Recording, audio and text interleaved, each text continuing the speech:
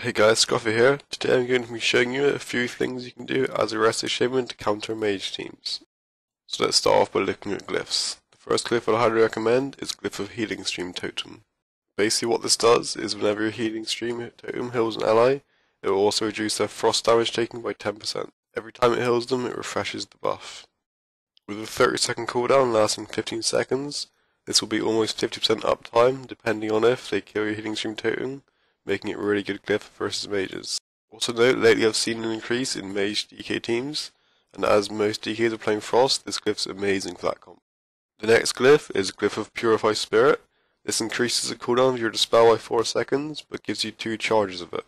This is amazing for keeping your team out of polymorphs, as most mages, as soon as you dispel, will just recast poly, which you can then just dispel again, putting them off their game. The last glyph, which I'd recommend combining with Glyph of Purify Spirit, each time you dispel, it heals the target for 4% of your maximum health. It doesn't sound like much, but this can crit for up to 60k. Remember, you're always wanting to run the Spirit Walker's Aura Mastery glyph, so you can choose out of these 3 which 2 to take. Now I'm just going to be showing you what to watch out for when facing mage teams. Now one thing almost every mage will combine is Blazing Speed with Deep Freeze to start off a CC chain. This is because if you're line of sighting him, he's going to want to try and get you as fast as possible to deep freeze you before you can react. This is a perfect example of what I did wrong. The mage blazes over to me, uses deep, and gets a full polymorph. What you should have done in this situation, as soon as you see that blazing speed, and it's quite easy to catch, use grounding totem straight away. If I grounded his deep, I would have been able to line of sight enemies polymorphs, and my mage wouldn't have had to use ice block. It's very unlikely that grounding would have been taken by anything other than deep freeze there, and it would have saved a huge cooldown from my mage. So remember, the second you see blazing speed, drop a grounding totem for the incoming deep freeze. Next up we have Wind Shearer Hex.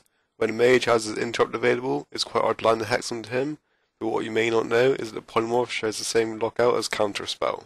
What this means is, if a mage has just been interrupted on the polymorph, there's no way you can interrupt you back, making it safe to hex him.